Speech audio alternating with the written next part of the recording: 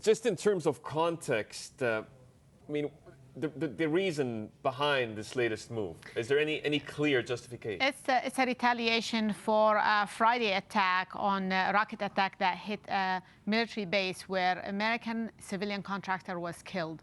And there have been talk of a lot of repeated attacks that are being launched, rocket attacks against military bases and places where American forces have been stationed in Iraq in the past 2 months. There have been, the New York Times, I think, said there were 11 of them.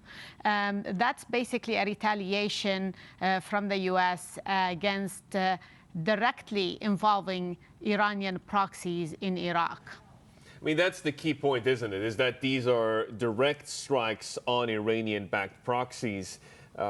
It raises the specter of a potential escalation, doesn't it? A military escalation in what is already a very heated part of the world. No doubt, because we're looking at a situation where in the past few years we saw the Americans and the proxies are supported by Iran fight ISIS without confronting each other. This is now different and more dangerous because confrontation that we basically are hearing, the death toll could be somewhere between 19 and 25. There are reports of 50 people injured among the fighters. Some of them could be employed directly by Iran.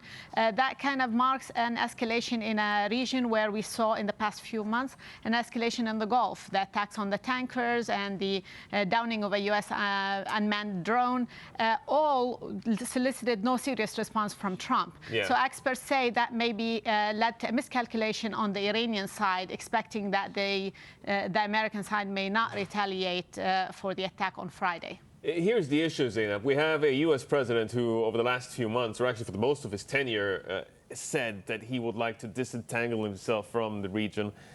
This latest move just turns that on its head, doesn't it? Exactly, and that's why a lot of people are saying that maybe Iran overreached here, expecting that Trump in an election year may not actually take any serious response against it.